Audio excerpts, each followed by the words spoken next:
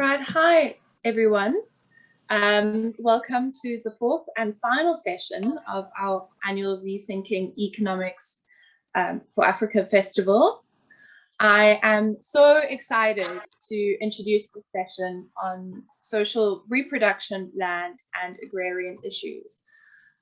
We have with us today Professor Akua Britwum, Ms Nancy Kachingwe and Dr. Sirisha Naidu, and I'm so excited to hear all their inputs. So I'm going to first introduce our three wonderful speakers, and then first pass the floor to Professor Britwum to open up the discussion. And again, just make use of the Q&A, and we'll have the Q&A session afterwards. So Professor Akua Britwum is an associate professor at the University of Cape Coast in Ghana. She has researched and published in gender and labor relations and is currently undertaking studies on digital uptake and social reproduction boundary wars in Ghana's agriculture. She will be contributing today the perspective of care work in the context of social reproduction at the end moment. Our second speaker is Dr. Sirisha Naidu, who is an associate professor in the Department of Economics and is affiliate faculty in the Race, Ethnicity and Gender Studies Department at the University of Missouri. Her research is on issues related to agrarian change, environmental justice, and women's labor and work.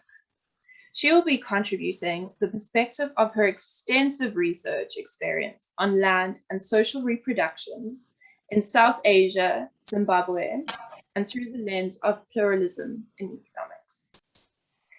Our third speaker is Nancy Kachingwe, who is a freelance consultant based in Harare.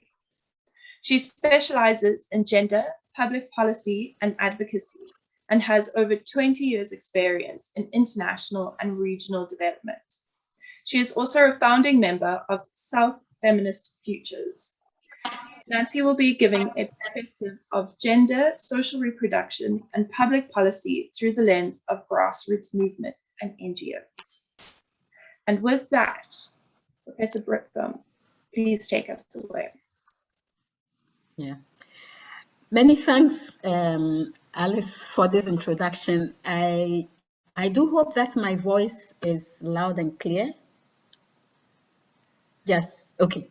Yeah, many thanks for this space to share my work, and to the team also for inviting me to be part of this Rethinking Economics for Africa Festival. I find this space really stimulating to share some of my ideas that I think resonates with the focus of the work of this group. I must say that I'm sharing with you, based on the request from the team, research that I did together with a team led by Professor Edward Webster, and the team member has been Dr. Ben Scully. We were supported by some research assistants from the University of Cape Coast and also from the University from Witwatersrand in South Africa. Our focus really was to explore historical relations between labor sending communities, rural and urban communities, over even before colonial rule, through colonial rule, and the current. We felt that it provided us a space to explore different production forms and their incorporation within capitalist production, and the difficult conceptualization of these spaces, you know. And so the specific areas were Ghana's Upper West region, in Jirapa, Nadoli districts, and its connection with the gold mining town of Obuasi in the Ashanti region. In South Africa, it was Chris Haney's home region, a district in Eastern Cape, which also has an established labor sending relationship with manufacturing and mining cities like Cape Town, Port Elizabeth, East London, and Johannesburg. Now, our focus really was to explore the multiplicity of rural household livelihoods and how they facilitate social reproduction. The end moments were childcare and aged care.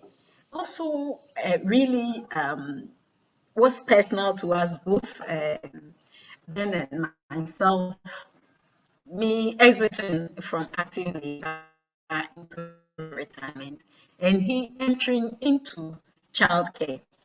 But then we felt that beyond the personal, we felt that childcare and elder care also moved us away from the concentrations on usual concentrations on the questions of daily reproduction to look at the broader questions of intergenerational reproduction.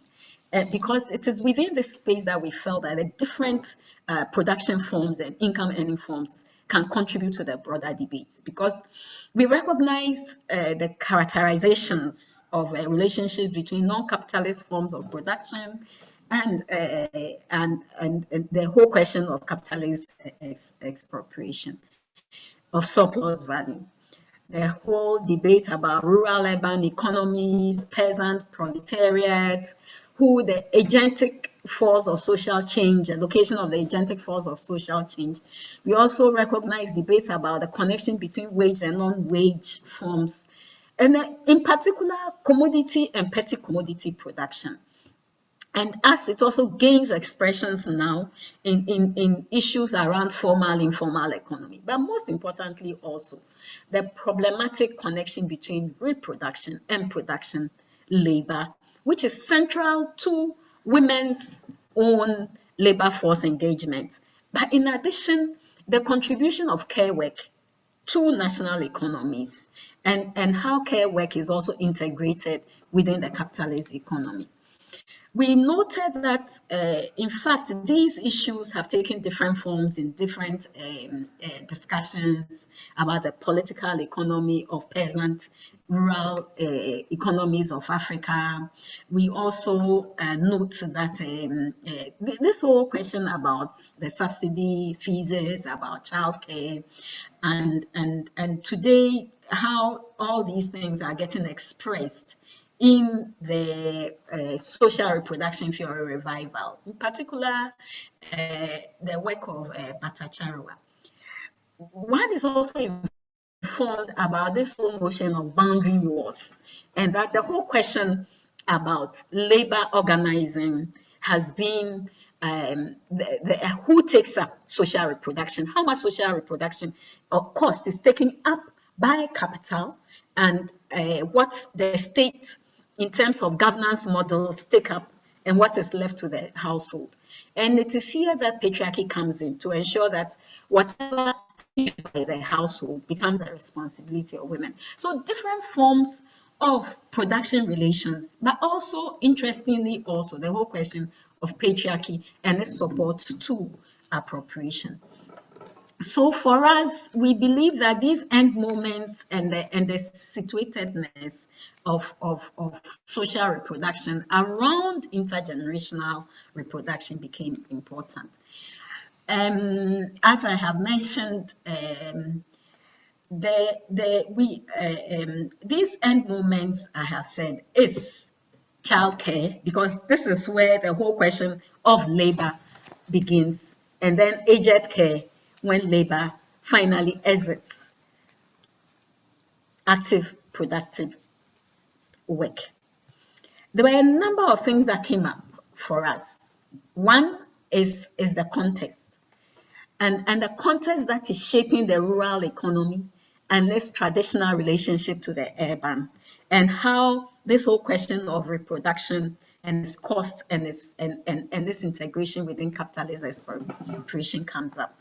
The question then becomes, for us, we felt that we needed to take a step back and look at how capitalism really was introduced and established within the two contexts.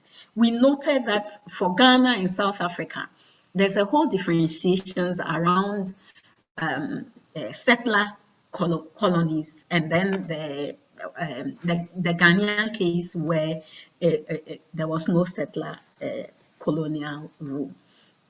We felt that this informed the levels of proletarization. People have said that the whole case of West Africa, there were questions about what role the mosquito played. But beyond that also was a question of how much peasant production forms allowed the capitalist exploitation in ways that did not require complete proletarization of labor. So we find out that at a certain level, the connection with land and its support for social reproduction was maintained through subsistence farming, peasant farming. And in Ghana's case, we see that the production of cocoa, even as Ghana gained international acclaim for its levels of productivity, has never been through plantation agriculture, full wage work, but it's been through peasant production. But then this meant that certain the land ownership is still predominantly communally owned, and the levels of privatization have not been high. Of course, it has its own problems. We also note that in South Africa, even though there were high levels of the penetration of wage labor, there's still some connection with land that was maintained, and land really more as a connection with identity and base that one retired to when one was no longer needed within active wage force as well. We note that these situations, these structural forms and base of this capitalist penetration has been exacerbated in recent times by liberalism. Ghana, that was pushed into reforms by its own economic mismanagement. But in South Africa, really, that joined a whole bandwagon because that was the norm at the time that South Africa was emerging. So here we find the attendant decline of wage work, but we also find different forms of, even within wage work, different forms of what has been called the atypical work. So the standard employment relations that declined, and people in employment relations that even though they had there was permanent work, they were engaged in forms of work that were not permanent. But more seriously also was the fact that the structures that were put in place to even support the rural economies, however problematic they were, it declined with structural adjustment. In the case of Ghana, the subsidies that farmers were given and all that. And at the same time, also wage work declined. So it was no longer automatic that rural, especially male labor, moving into this traditional labor sending urban spaces find work. These were some of the problematic case declining. We find at the same time also the support that even made rural employment a little comfortable was also all eroded. Yeah. So we were interested then in what reversals were emerging as a result, and therefore what this meant also for the households that we contacted in the rural areas. In Ghana, these two places, note, both Ghana and South Africa, despite this historical connection, have all the problematic statistics about poverty and levels of inequality. Yeah. So, but then for us, we found out that even though there were households that had previously been in employment, waged employment, the waged employment was such that it did not give them automatic access to establish formal sector social protection schemes. I'm talking about pension schemes. Now, in both places, there were differences between the extent to which labor within the aged and within these communities relied on land. So, whereas in the South African case, the agrarian subsistence economy was hardly non-existent, we found it very strong in Ghana. So there were subsistence forms of production. There was also a certain level of peasant production for exchange, people letting of their deprived surpluses, exchanging for cash. But for us in South Africa, really they were mainly made up of the rural livelihoods of returned migrants really was around just low maintenance livestock in the case of South Africa. There was a heavy reliance on grants in South Africa. So in terms of income sources, we find in the case of Ghana that agriculture for 51% of our respondents, research participants, was agriculture, their main income sources. Pensions and grants was about 17%, but there was a certain level of business engagement in business, and remittances really very low.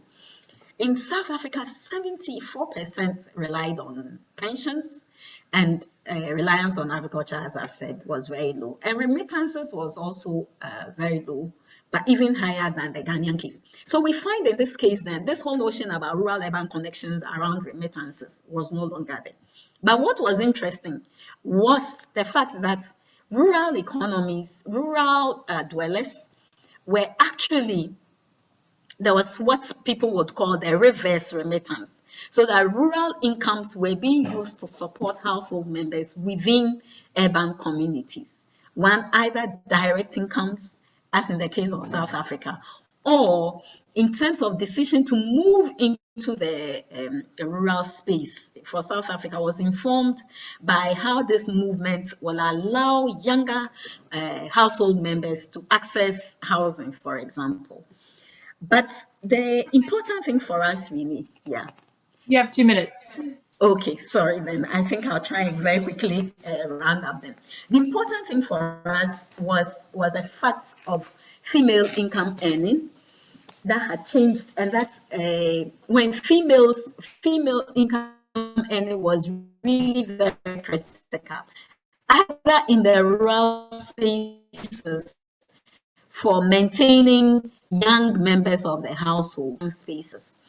But in the Ghanaian case, the female labor was also very important, especially when it remained in the urban spaces to support retired male members within the rural spaces as well. So what for us this, in my recent reflections, I'm hoping that some of the issues will come out during question time.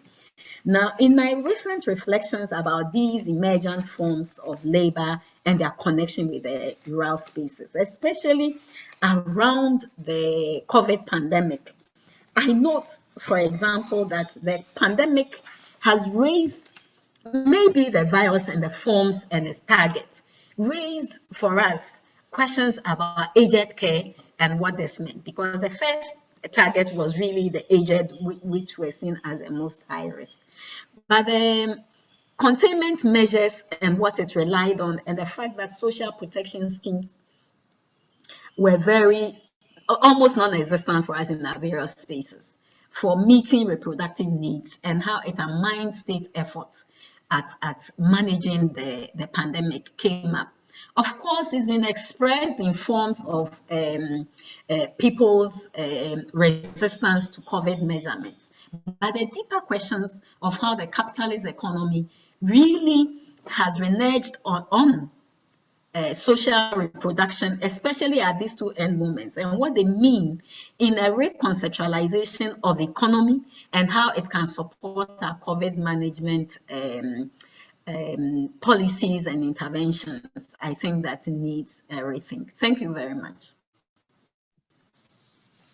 Thank you so much. That was just amazing. And it's great to see the comments and questions coming in. So yeah, please keep those questions coming. Sirisha, love to hear your contribution, please. Okay, thank you, everyone. I hope everyone can hear me. So good afternoon or good morning and good evening if you're, joining us from other places. I really want to thank REFA for inviting me. I was able to attend the social reproduction session yesterday and the one just prior to this, and very illuminating, invigorating. I wish that this were being held in person so I can meet many of you, but of course the reason I'm able to join you is because it's being held online. So it's a mixed bag. So I imagine that many people are interested in this issue of development of national economies. And its relationship to social reproduction and particularly in this session to land. And of course, a lot of ground has already been covered in the two sessions that have already been held, one prior to this one and one by Dr. Osome yesterday. But in any case, if we want to talk about, what people now call the Global South, previously used to be called the Third World, essentially countries that were first decimated by colonialism and then are continuously impacted by the ongoing but changing forms of imperialism, like how would we think about economic development in those contexts?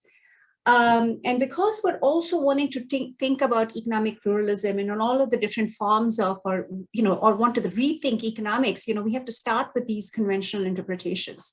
So the conventional interpretation would immediately gravitate toward increasing GDP, per capita GDP, and that would then lead us to a conversation about how to increase GDP and per capita GDP. So perhaps industrialization, export-led growth, increasing FDI, entrepreneurship, increased competitiveness, etc. And this then, would lead us down to a rabbit hole of, lowering labor costs, ease of doing business, easing legal restrictions, etc., right? Now, if I were to ask someone for a broader notion of development, then, maybe someone would suggest HDI, or if they're aware of gender differences, then GDI. And then if you were to even push them more, then something like the multidimensional poverty index or score. But this issue of land no longer appears in these conversations about development in the way that they used to, right? So the anti-colonial struggles that were fought for, were fought in the three continents of Asia, Latin America, and Africa, were fought not just for the right to determine destinies, but also for land, because it played such an important part of economic development. So people's destinies themselves were both economic, destinies and economic and social sort of positions were also tied to land and its lack thereof. And we also see, we continue seeing that even if in official policy making, the issue of land has been superseded by the issue of economic growth and, business development, that from the ground up, the issue of land doesn't go away.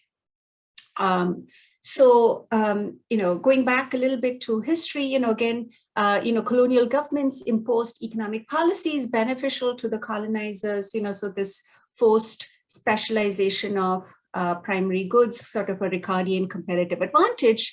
Once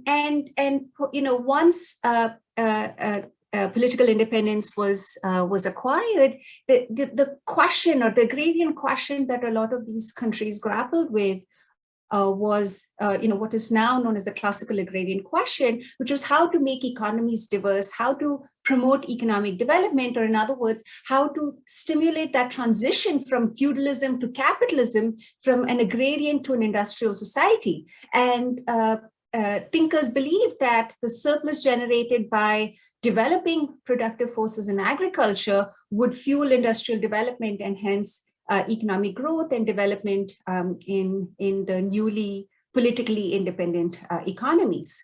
However, what we've observed in the last half a decade is that agriculture has languished, but the development of a non-agricultural sector has taken off.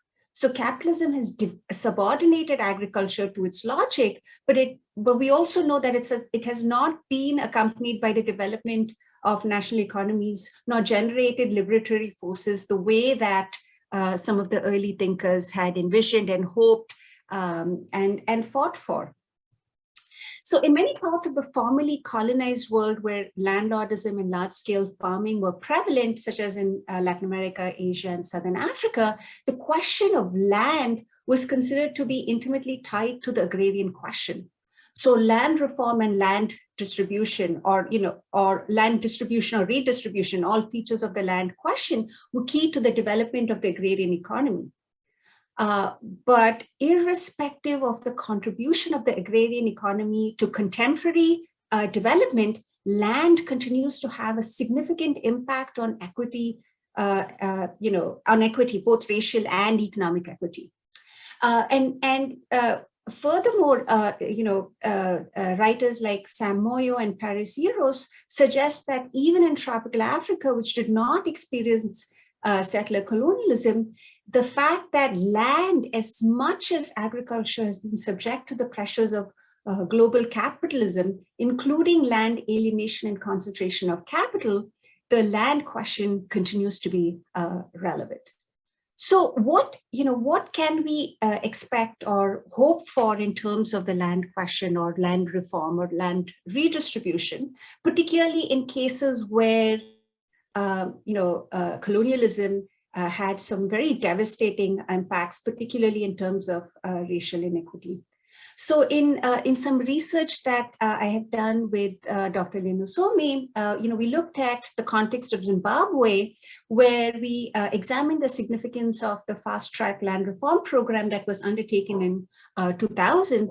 And our goal was not to go beyond discussing the racial distribution of land and to look at the gender dimensions of it. So when talking about the gender dimension, we were not just interested in terms of land titling and whether women had access to land titles. So of course, that was a very pertinent and is very pertinent. But we wanted to actually talk about what happens to social reproduction. Right. And again, so many people have talked about social reproduction. I don't want to get into what it is, but sort of, thinking about, so the way that I very simply like to talk about is just sort of, what is our goal, like our everyday goal, right? Our everyday goal is, or a goal of a regular person is to kind of survive and to flourish in some way, right? So what is that relationship of land to social reproduction? So in Zimbabwe, and many of you probably already know that like land reform had been the official policy since 1980 when Zimbabwe won its independence. However, it was the fast-track land reform program implemented in 2000 that actually initiated reforms that went beyond just market-led land reform. And it was considered to be, historically progressive with potentially positive effects on society and agrarian relationships. There were some deficits in terms of distributional and democratic impacts, and yet the land reform itself is very significant. It's one of the few land reform programs, and perhaps the only one in the 2000s, very significant, and after the Cold War.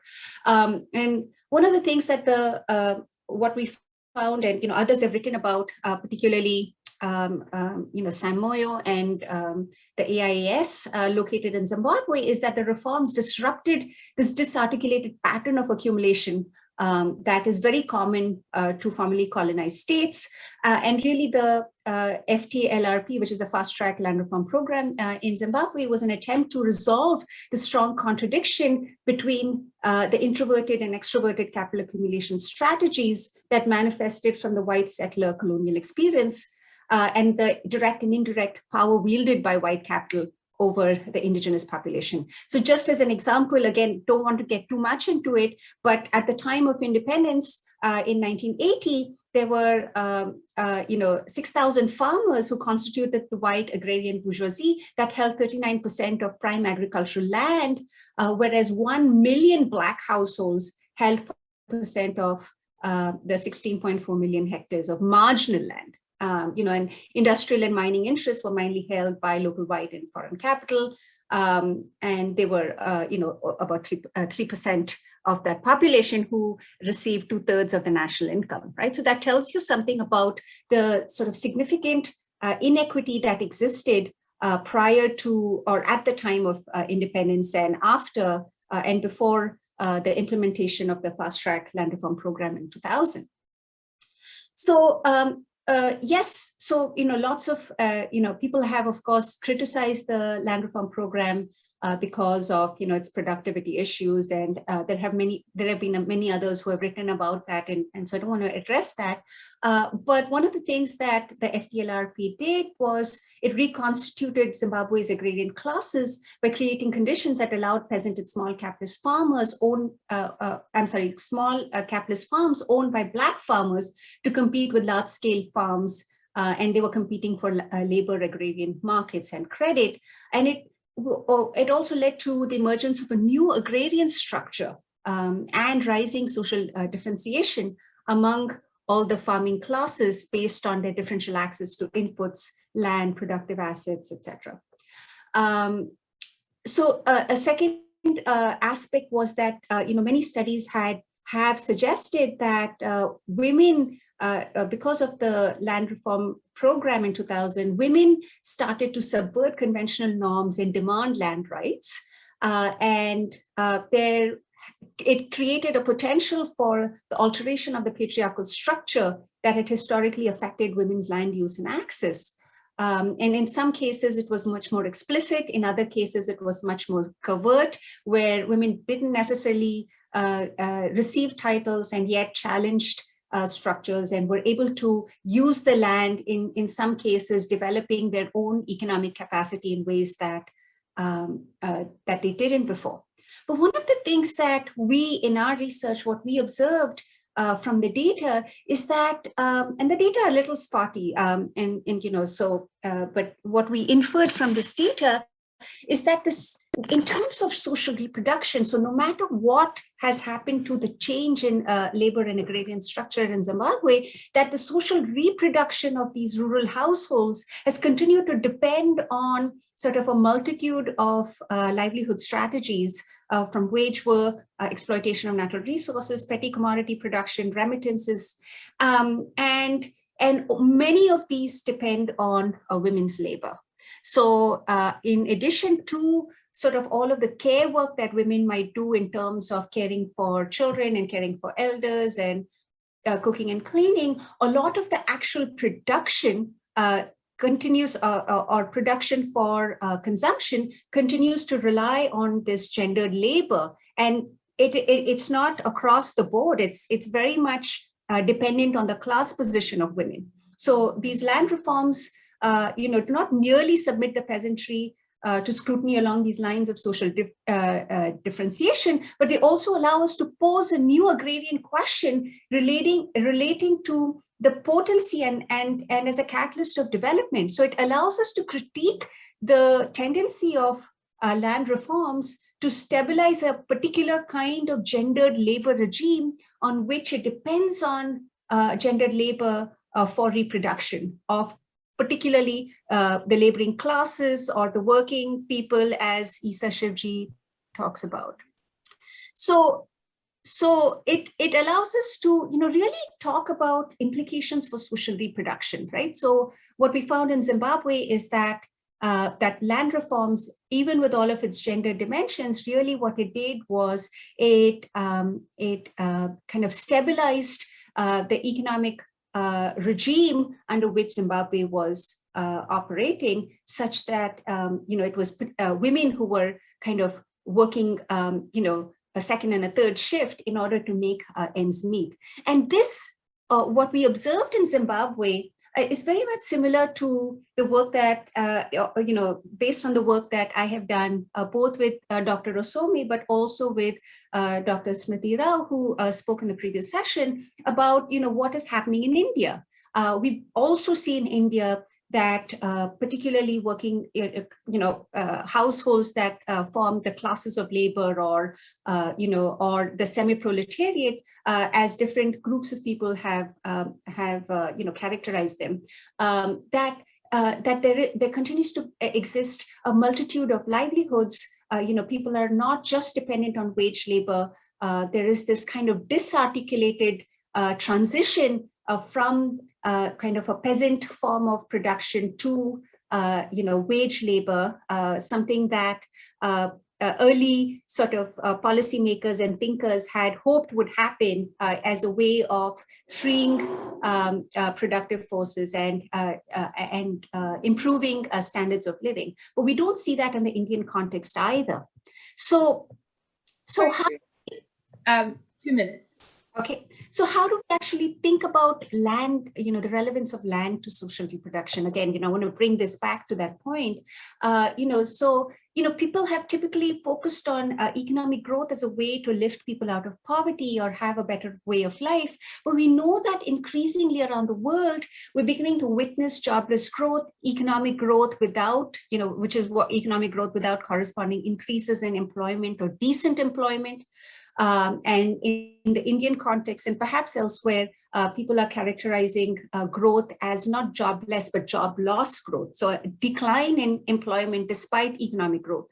We know that, despite what early predictions suggested, that, that non-capitalist forms of production continue to exist in India, in Zimbabwe, in South Africa, lots of other countries around the world. And what we find is that a lot of this non-capitalist production, depending on the context, of course, that continues to depend on land, that dependence on land does not disappear, and that this prism of subsistence economies and the gendered labor regimes therein are highly predicated on the free, exploitative and self-exploitative labor performed by rural women on a daily basis. And this presents, that the class, the classes of labor as a contradictory social force. So even when gender is accounted, through sort of land reform or through kind of, guarantees to land rights, etc., that without solving this problem of who and how social reproduction actually takes place, you cannot actually bring about equitable development. So in this regard, this, this dependence of land, we have to see this as a commentary on the failure of the current paths and the modes of development that are primarily informed by very mainstream ways of thinking about the economy and economic growth. And really, in order to challenge that, we not only have to bring in gender, but we also have to bring in race in the context of India caste, of course. We have to talk about all of these different sort of this co-constitution or mutual constitutive forces that really challenge development and the equitable sort of in very mainstream terms, the distribution of benefits of development. And I'll end there. Thank you so much, Sirisha. That was just, you packed so much in, and I've been writing out notes, and it's just amazing. I have so many questions. Nancy, I would love to hear your contribution, please. Thanks, Alice. And thank you, REFA, for inviting me to speak here. Land and agrarian reform and social reproduction are all issues close to my heart, even though I haven't done that much work on it recently. And thanks also to my absolutely brilliant co-panelists. I've really enjoyed this stream. I also listened from yesterday and today, and it's really been illuminating. It's a bit nerve-wracking to be the last person to speak, so I hope I can do everybody who has come, who has spoken before me, both yesterday and today, some kind of justice. I'm not going to be speaking about a piece of research as such. My area is really a sort of a classic NGO type person. And so I thought maybe a kind of sweep through how both land and agrarian issues have been treated, both in the public policy realm, thinking from a more post-independence era, and also from an advocacy perspective, from sort of movements, NGOs, and so forth. And where does that? Where are we situated right now? I do have to say I'm not particularly optimistic, but I think it's important to have this discussion, and would really sort of say if we're having a sort of rethinking economics for Africa agenda, centering issues around social reproduction and then land are really critical, because on a continent where we have a large number of, where the majority populations, in many cases up to 7%, are in rural areas, then we, when we have a majority population in rural areas, then obviously social reproduction and land go together very, very strongly. So social justice in those contexts, and reproductive, social justice and economic justice in those contexts, we cannot separate those. So, if we want to deal with the blind spot of social reproduction within economics, land and natural resources, agrarian livelihoods, not just farming, fisheries, forestry, are really central to that kind of repositioning. There's quite a lot of there's a lot of talk about urbanization, but rurality is really, and the idea of African structural transformation. But rurality is still very much a feature of our economies, and the way people live. So certainly it's true that urbanization, a larger proportion of the population may be becoming urban, but that doesn't mean that there's less rural people. It just means that the percentage has become greater in terms of the share of rural and urban, but the number of people who are staying and still living in rural areas, it still remains the same. So in absolute terms. So just to sort of go back, to sort of the pre-structural adjustment era, post-independence, if we're talking about the 60s era, there was, a much higher attention and priority given to both rural development and agriculture. And there was a part of it was quite sort of ideological, in the sense that food self-sufficiency in and of itself was really quite central to this whole idea of moving, the decolonization process. So we, countries that had just become independent needed to focus a lot on food self-sufficiency. In that respect, that was more or less the time also that the whole women in development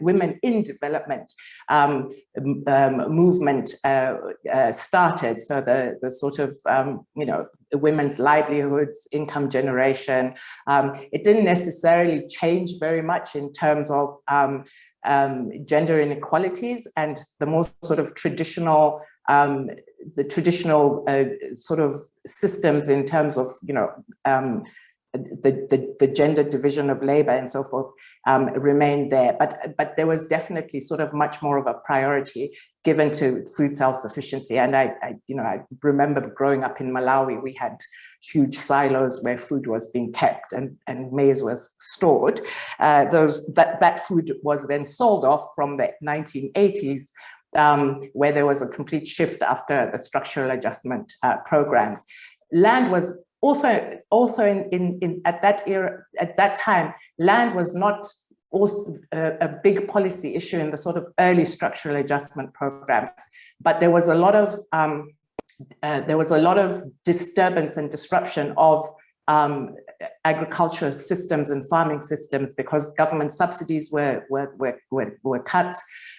These grain marketing boards that would provide sort of guaranteed prices and so forth to farmers were also taken away. So these state support for agriculture and subsidies were disrupted and taken away, and really created a huge food insecurity and reversal of agriculture as a way out of poverty for rural communities. But in the 1990s, things changed quite a bit. So we then have the World Bank, especially, starting to look at land in a much more focused way, and sort of pushing for the creation of land markets. Given that most land in Africa is under communal farming, the idea was that we must create land markets, and then people can get title deeds, and they can use that. These title deeds so that they can get loans, because the land is not the land ownership patterns do not allow people to have access to finance, which was not untrue, but whether the creation of land markets and privatization was the solution is a different story. And then we also had agricultural liberalization through the WTO and Agreement on Agriculture. But this was a time, even both in Latin America and in Africa, that there was large numbers of land coalitions being set up. At the same time, we also had the HIV and AIDS crisis, which there was high levels of, especially in this region in Southern Africa, high levels of dispossession of widows. So the women and land movements also became quite prominent at that time. So there was a lot of engagement across the region, not just Zimbabwe, but across Africa. I think definitely, I know Eastern Southern Africa, looking at questions of land. So quite a lot of civil, mobilization in that respect. We also had global mobilizations as well. So we have these La Via Campesina. I think those of us who know them are there. Even though at the time in these global mobilizations, questions of gender and gender inequalities in access to control ownership of land was not a big issue on their agenda. So these are also sometimes somewhat patriarchal movements as well. But again, I think the point that was made earlier in terms of there being less of a priority at the public policy space, but a huge amount of the huge interest in land issues. It's termed a sensitive issue, so it's one of those things that you have to be careful as a political class. That continued and was sustained. I think that the interest at a sort of community level or electorate level in issues around land is always very high. The question around it is usually to say nothing about it rather than to poke the bear, I suppose would be the point. But I think it's important to point out, for example, Mozambique did have a referendum on whether they should reverse the law that nationalized land post-independence. And people said, no, we want to keep it the way it is. And not have land privatization. So that's that's almost done. That's the 90s. And then we get to the 2000s, where I think what's now overtaking is this new scramble for land in Africa. There's a commodities boom linked particularly to extractives, China becoming a big consumer of raw materials from Africa, and so we are now going into an era not so much of redistribution, but not only privatization, but these large-scale land deals and land grabs and investment. So that's when the discussion in terms of policy. So even as people are trying to talk about more fair and equitable land systems, we have even more intense, sort of new interest from capital, really, in land in Africa. This only intensifies after the 2008 crisis. And because that was the financial crisis was also accompanied by a food crisis because of the rise of prices in food. We have, a lot of civil unrest across the continent, and there's a renewed focus on agriculture from governments. Unfortunately, again, this is like, we need to grow more food. There's food insecurity in Africa, of course, because of structural adjustment. But the problem, one of the problems around this is that the renewed focus on agriculture, much as people talked about small-scale farmers, they were really looking much more at industrial forms of agriculture. So we have the Comprehensive Agriculture Development Program, which is a sort of AU intergovernmental processes, but we also have these Alliance for a Green Revolution in Africa that's supported by the Gates Foundation, also taking quite a substantive space in these agriculture/agrarian reform processes. And I think maybe this is where civil society engagements around land may have become less, how do you call it? There was less mobilization around it compared to previous decades. So here we are. I think there's as we are moving into the period where we are now, we have an expansion of contract farming models. So rather than grab land completely, try and shift production patterns for commercial farming. We have the pressure of climate change, and which we don't know quite what that's going to do. We also have growing interest from urban middle classes. So it's not just corporate land grabs, but there's also interest in agricultural production, particularly with the expansion of these cash crops, non-traditional agriculture crops, that is creating new types of contestations around land. The resolution looking at land within a neoliberal context, land, social reproduction, and gender inequalities, the sort of neoliberal solutions has been investing in women is smart.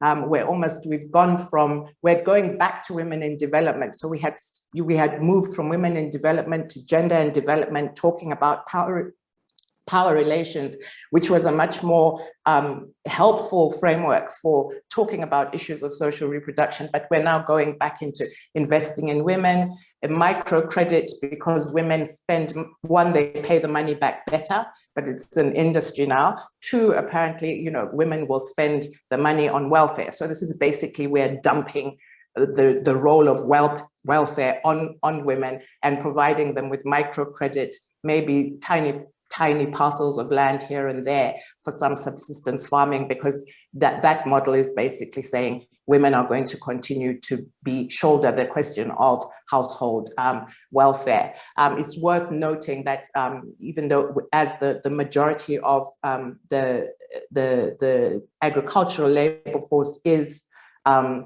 female, 50% of women in Africa, but I think particularly Southern Africa, let me refer there, are not in employment, education, and trainings. And from 2 minutes. Yes, I'm about to wind up, and so about half of women.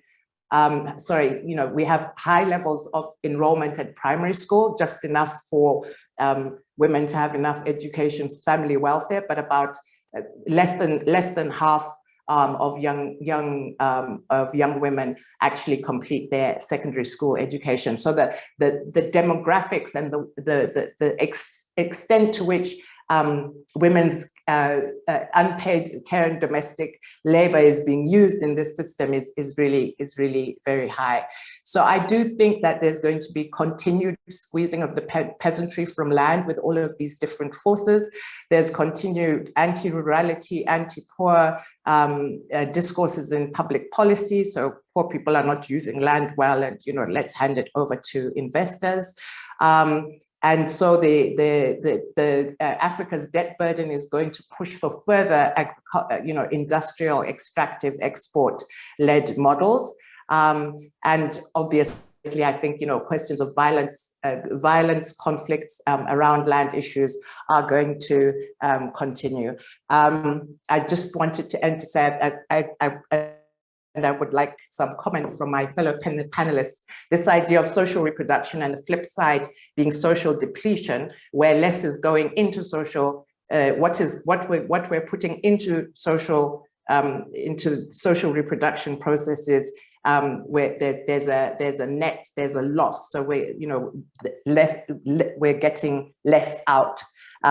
So that sort of idea about how people are actually coping the process is one much more around depletion at the moment than a healthy reproductive processes.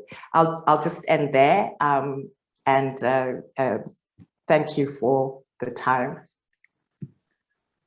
Thank you so much. That was so great and informative. I'm going to open up to the other panelists if you have a response for Nancy's last comment, and then we'll have time for a few questions. Can I jump in? Yeah, thank you for posing it that way, but that's exactly what we're seeing at this moment. An extreme social depletion. And one of the things that's striking is that as much as we want to be rooted in social context and historical context and trajectories and histories, we're seeing this across the board. In one of the papers that Dr. Rasomi and I had written, where we compared South Africa and India, and we were comparing, increasing women's labor participation force in South Africa and declining labor force participation in India. And if you actually scratch deeper, and of course their historical trajectories are so different, you find that both sets of women in India and women in South Africa, what we at least found was that they're really responding to this kind of extreme immiseration, right? And that immiseration is showing up as increased work. So even though the labor force participation rate in India was not really capturing women's work, right? It was capturing what was happening in the market. But women, what we argued, women were actually dropping out of the labor force because they were engaging in all of this informal or rather domestic production, because the market wasn't, or wage work wasn't giving them sufficient to sustain their households, right? So in both cases, this depletion, right? And this is, and of course, others have talked about, social depletion. Shirin Rai, I think, talks about depletion, but also Jason Moore and Nancy, because you also brought the environment up and, resources. Jason Moore also talks about sort of this extreme exhaustion of labor, right? But particularly of women's labor, I feel, because of the double burdens that women have, and sometimes a triple burden, particularly if they're also then expected to show up. You mentioned women in development, like how we are moving towards the women in development. If they also have to show up for, social programs organized by various organizations and development agencies, right? So now you have a triple burden of perhaps wage work, domestic work, and then all of this other social community work that's imposed by, or not imposed, but in any case, by development agencies. I'd love to hear, if there's a chance for conversation, I'd love to listen and talk more about it. Dr. Britwum. Yeah, thanks. And Nancy, thanks for ending with a question that pushes us to take a second look at this whole question of social reproduction. I think there's one sense in which we think we are asking ourselves, when I look at this question, we're asking ourselves, what gains can we make within this present economic system? And so there's this erosion, but then how can we build and stall this erosion or even reverse it? But there's also a deeper question of, are certain systems really built to support social reproduction? And so we are talking, for me, it is a whole question of a political economic structure that is built on exploiting social reproduction. And this is where I borrow from Nancy Fraser's whole question of boundary wars, and which boundary wars has been always the question of labor and the various forms of labor organization, because all these cost of social reproduction that have been picked, especially at the height of the welfare state, where certain costs of social reproduction were picked in this liberal capitalist state, we find out that they have been the consistent result of the struggles of workers. So this reversal really is also part of a certain economic form that comes with it. But in terms of this reversal, for me, encountering it also is where I find this REFA discussions interesting, because it calls for a reconceptualization of what is the economy. And until we get over that, what is the economy and what counts? And how do we develop conceptual forms and tools and theoretical discussions that situate social reproduction where it should be and in terms of its contributions? And then it's from this point that we ask ourselves, what kinds of social institutions and structures do we need? I mean, so we deal with the political economy issues, but there's a broader issue also of patriarchy and how patriarchy legitimizes certain exploitation of social reproduction, because then it is women's labor and then it is unpaid. It has to be unpaid, and this whole notion of a good woman. So we have to begin at a conceptual level. But I'm sure for you as an activist, you're also asking, what do we do at the grassroots? That's another conversation we can continue. I'm done. Thanks. Yeah, I love what you spoke of. We need a reconceptualization of what is economy, because I think that is what the space provides. It's a discussion of what have we taken for granted, what are our assumptions, and one of them is, capitalism is built on women's unpaid labor. I mean, amongst other things also. I would like to open up to a few questions. So somebody this is with social depletion. With regards to social depletion, is there a chance to combat this through formalization? If more of these activities are seen by formal and patriarchal structures, can they be better understood? Nancy, what do you say? I just think that the question of taking collective responsibility for social reproduction rather than seeing this as women's work is where we start. The discussions around formalization, because everything is informal. I think those are important questions, but they don't necessarily, depending on what we get at the end of these debates around formalizing, whether it's the sort of much more in terms of trying to ensure that people are not integrated into a system where they are where we're all able to benefit, and therefore, you can access social security, etc., etc. But the kind of formalization there is right now is really very much, I know in Zimbabwe, it's been very much about, well, in the informal sector, they're making a lot of money and they're not paying taxes, so we have to formalize. So it's much more, often it's quite a predatory type of formalization that people are looking at in that respect, and therefore is not really going to be a response to these kinds of problems. Sirisha or Dr. Britwum, do you also have comments or additions to this? Sure. I think also we have to think about this in the global context, where the global economy is moving away from formalization, right? So if we think about the rise of the gig economy and the share, in terms of development, right, or developing national economies in formerly colonized countries, there was always this notion of catch up, right? Like we always wanted to catch up with the West or catch up with the world.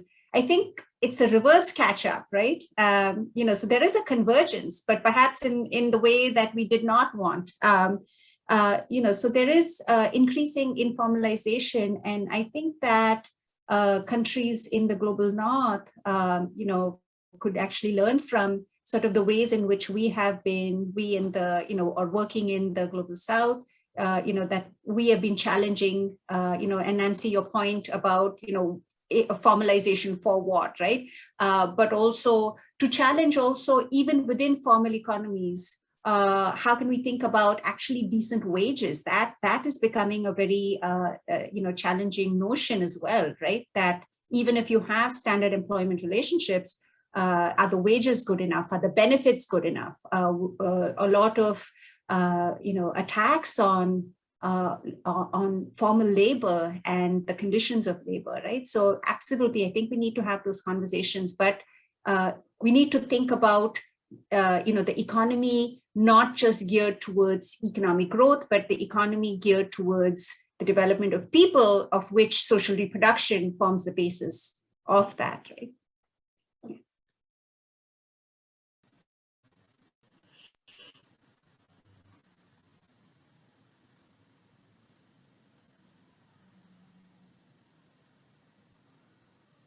Dr. Britwum, do you have an addition to this? I think that just to reiterate what the two panel, Nancy and Sirisha, have said. I mean, the whole question about what formalization means, what we mean by formalization, and this predatory nature. But then the flawed assumption that the formal in itself has no issues around social reproduction, and that within the formal we can pick up questions of social reproduction. But then the point that has been made is the attack also on the standard employment relation, which appears to be more of the norm, and therefore this informalization even of the formal and what it means for social reproduction.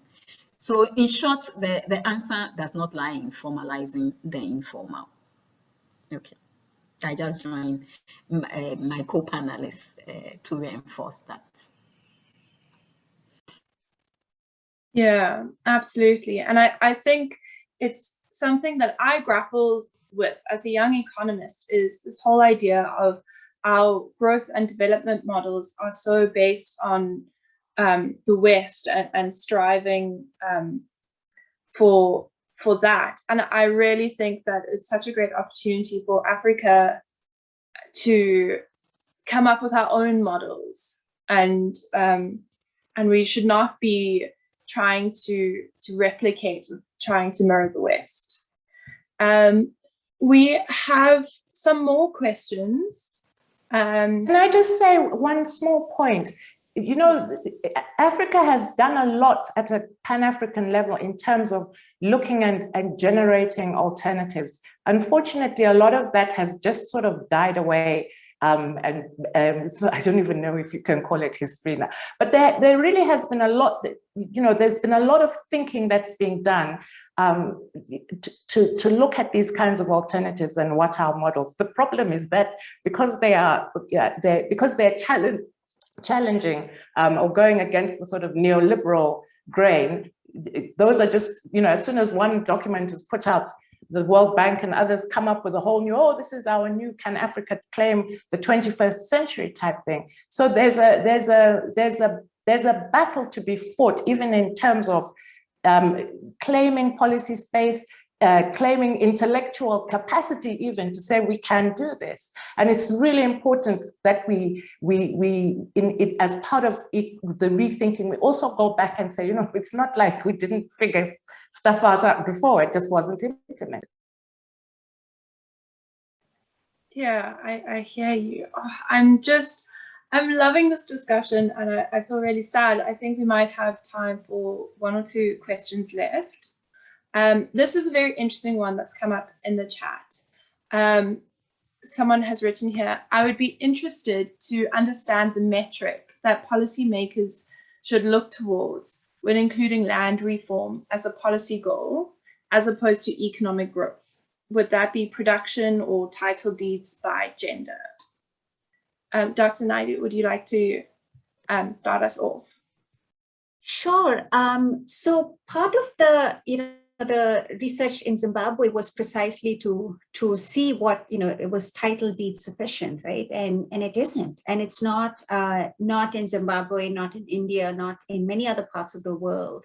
Because one, in addition to title deeds, you also have to provide inputs, other kinds of inputs, whether that is access to credit, whether that is access to,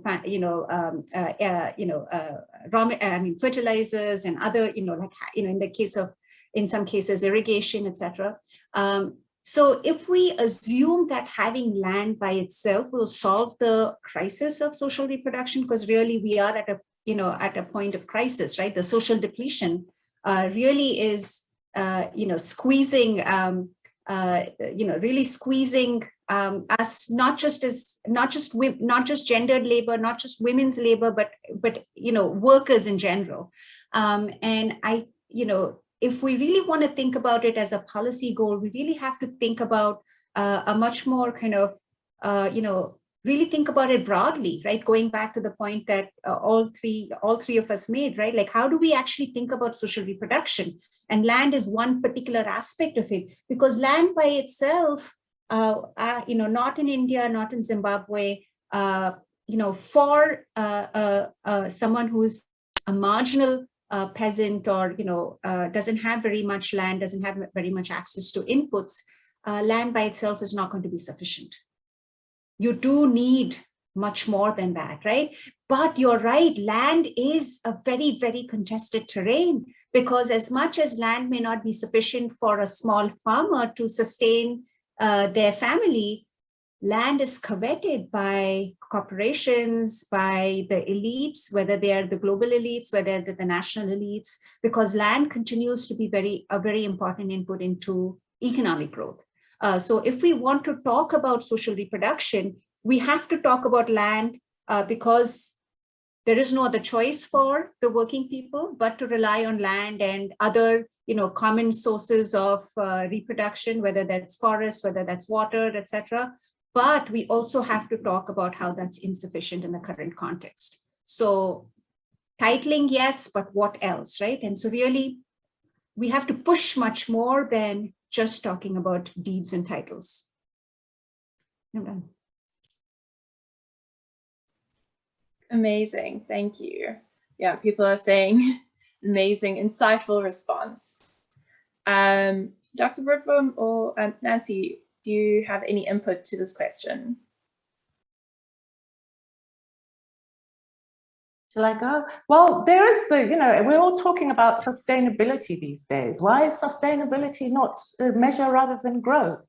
At least then we can talk about, the production, reproduction, we start looking at it more holistically. I mean, I know it's a cliche term, etc., but it would be so much more useful to measure progress by sustainability, households, markets, environment, water sources, natural resources. Why do we need this growth thing?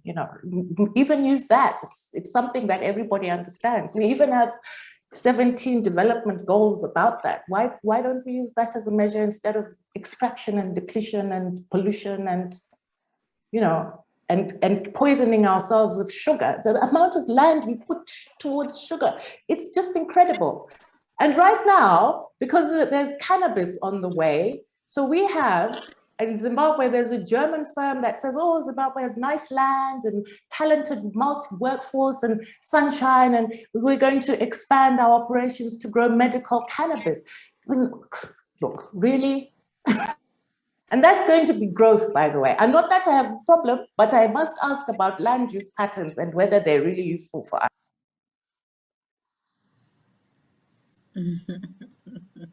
Yeah. I think that the main issues have been raised, and so I would let this pass so that we can create room to discuss other questions.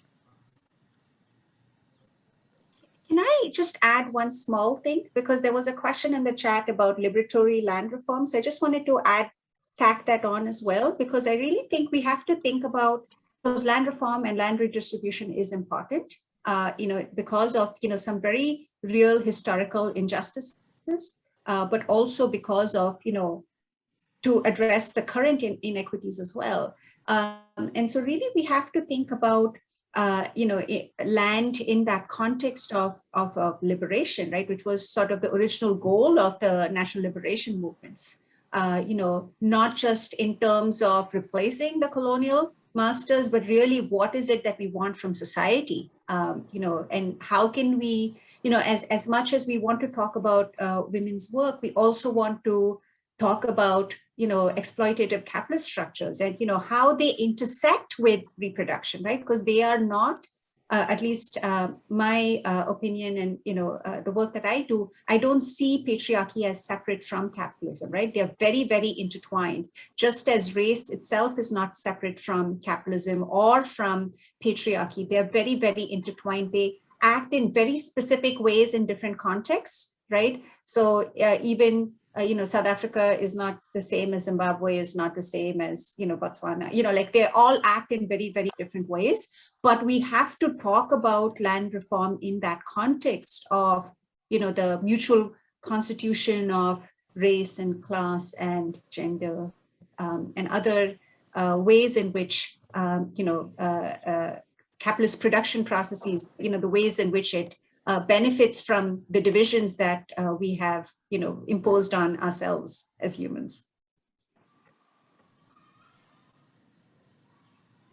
Amazing answer.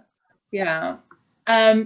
So we have time for maybe one more question, if we're happy to go a little bit over our allotted 7 p.m. The question is, to what extent does the so-called fourth industrial revolution undermine the value of land or development through land distribution? Yeah, I think I want to go for this. There's a sense in which people believe that the fourth industrial revolution is technology driven, especially artificial intelligence and virtual spaces. But human beings are not about to give up physical spaces, and physical spaces are central to our identity as humans. And in addition to that, also, there's a whole infrastructure on which the fourth industrial revolution rides.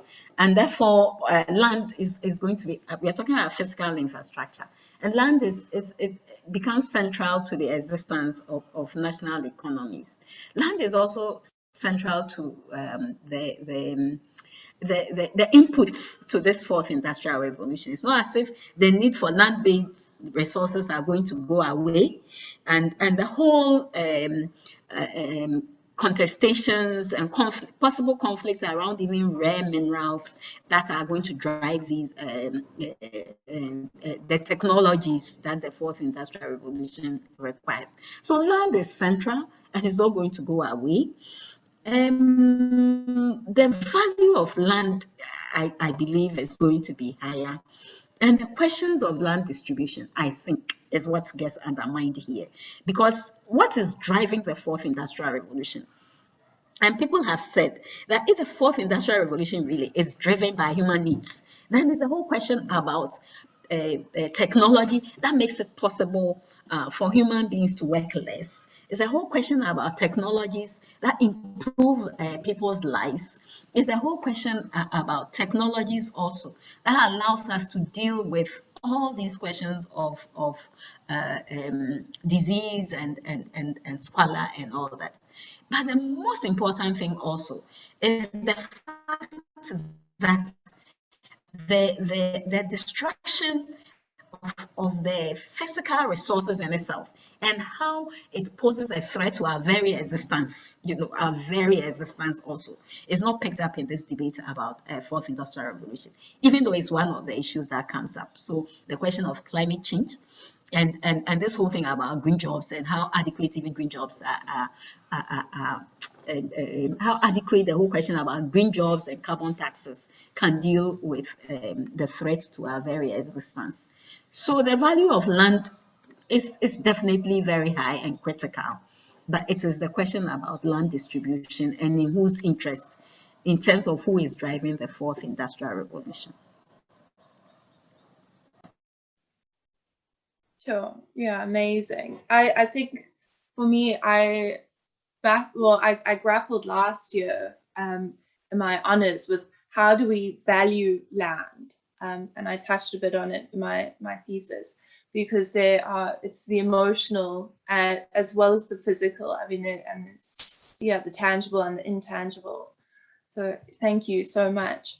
And I see some questions are being answered through text. Do we have time for one more discussion question or any other? There are no no's so far as I can see. So somebody here has asked, do you think that the neglect of resource allocation toward rural areas as a result of the focus of urban policy creates or incentivizes or rather aggravates urban individualist capitalism and extends the practical notion of rational self-interest in civil society? And this, I think, will be our last question.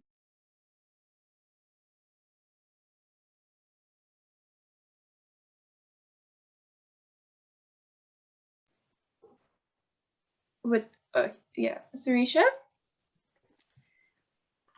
There is this notion that sometimes that the urban, and it is you're right, Georgina, that it is a very interesting question, right? What is the relationship between the urban and the rural?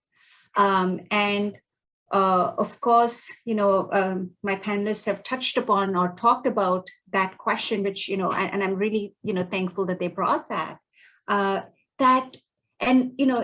There is within some forms of, or some strands of environmental or rather Marxian ecological writing, which talks about sort of this extraction of surplus from the rural for urban, right?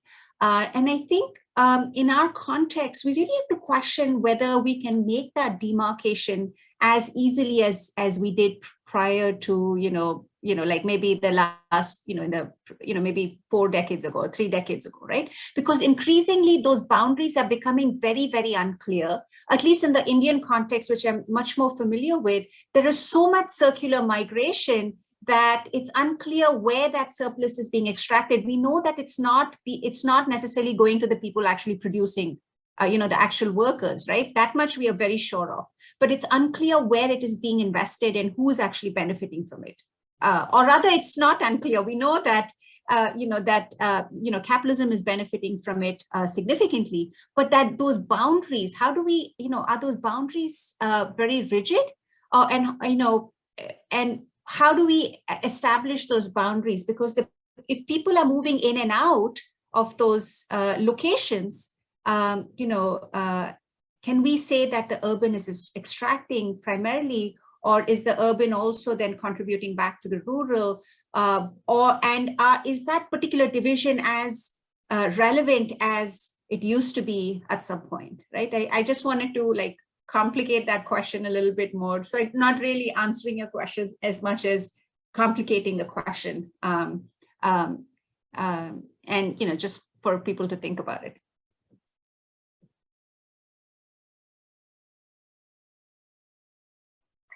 Just to add to this, because in terms of the blurring of the urban and rural spaces, it's also the fact that for a lot of poor urban dwellers, the conditions in the informal urban spaces are even worse than the conditions in the rural spaces, So what kind of urban are we talking about? And I think that this whole thing about is addressed to a certain extent in this publication on slum planets. There's urbanization, but what kind of urbanization is it? Does it necessarily place poor urban dwellers in situations where they have superior access to resources than rural urban dwellers?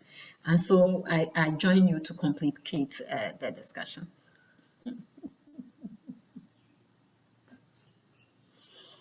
No, I think I do agree that I know from the Zimbabwean perspective, at the point that Akua was making earlier on, that people are much more, urban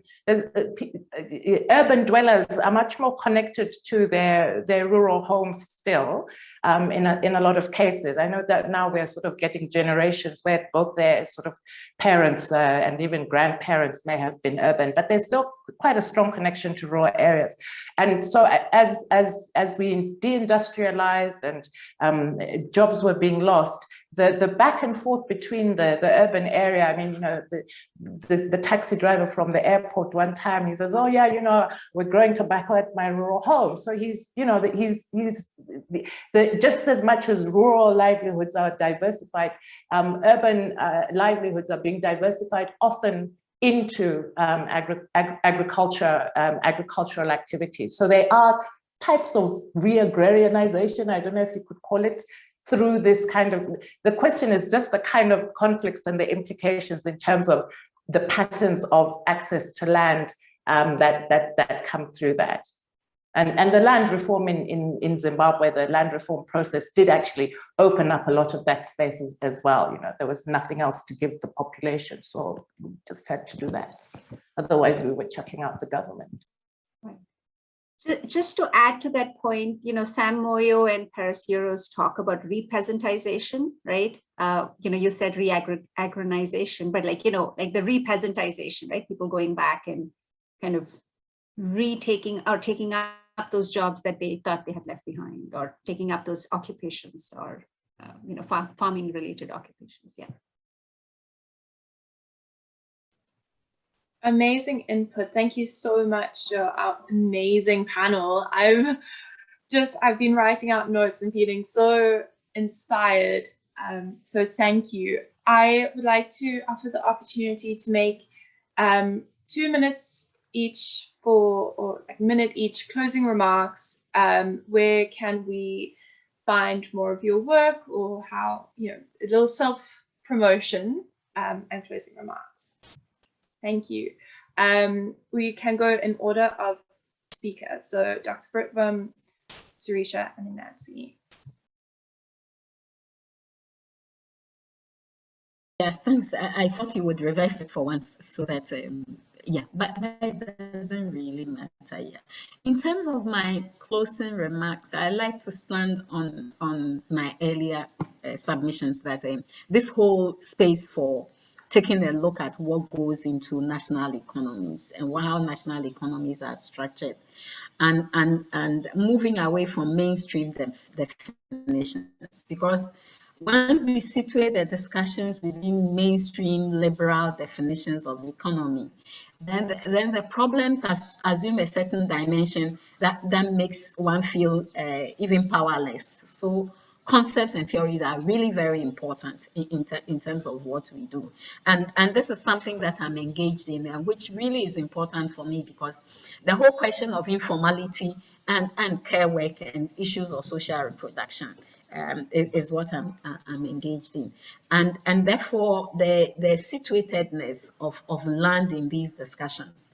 But earlier discussions that makes it look as if certain communities, Africans, have an emotional attachment to land, and therefore this is how we find certain kinds of the persistence of certain kinds of production forms. I think that we need to question that, and because it's also a certain connection to the international political economy that has made this possible, that makes it possible also to extract surplus from African rural economies. Now, the other thing I would like to add here, therefore, is the fact that the constant contestations of these notions are really important, and we don't need these contestations to go away, because for some of us, the real struggle is at the conceptual and theoretical level. And once we overcome this,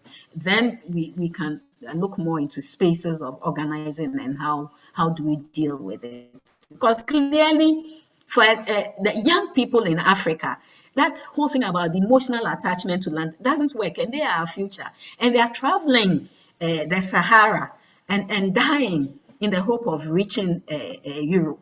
If they really had, if this emotional connectedness to land in Africa is something peculiar to the African, why are young people going away? So this is where I would like to end and hand over to others. Thank you so much. Nancy, I saw your hand if you want to jump in.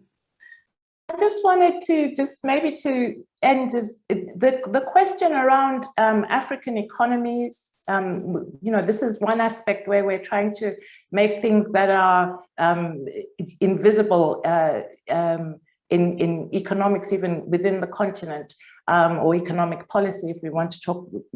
But it's really important for us to get to grips with that and not be just consumers of narratives and framing in terms of what African economies are, what's actually happening within them.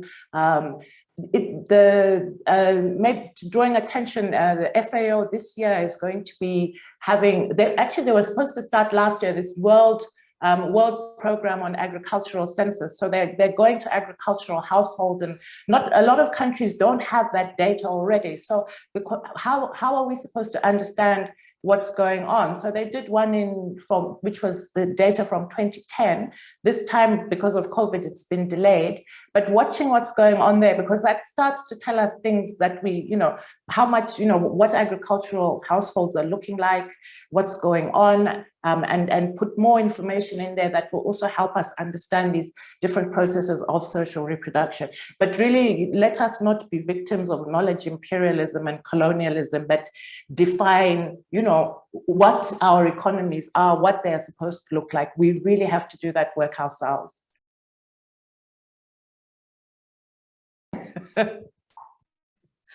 Such strong words to end off on. Yes, I completely agree. Let us not be victims. Sirisha, final concluding thoughts. First of all, thank you so much. I've loved being in this conversation with everyone, particularly Dr. Britwum and Kachingwe and Alice and all the participants and, the other panelists and the other panelists and other panels. But in addition, so I want to echo what Dr. Britwum said about conceptualization and how we need to challenge existing conceptualizations, and what Nancy said about not falling victim to how to define and the imperialism that goes with that. But in addition, I also so I totally echo that, and I want to repeat that, but I also want to make a plug for internationalism. because I think that, again, at least sort of, I feel very strongly that, the liberation movements, the national liberation movements, drew so much, from the three continents, Africa, Asia, and Latin America. And I think that there is still value, not just in terms of, understanding our particular situation, because of course the context matters so much, and we have to, define that, but also to draw from the work that we are doing across the three continents, and to both to understand conceptually and theoretically, but also in terms of all the organizing work, right? Because the way that we will challenge, because when we talk about organizing, I feel like capital is already organized, right? If you look at what's happening in the world today, a lot of the sort of authoritarian leaders and the leaders who are really causing a lot of headaches, seem to be very much in cahoots with each other. And I'm talking about political leaders, right? Or, heading different countries.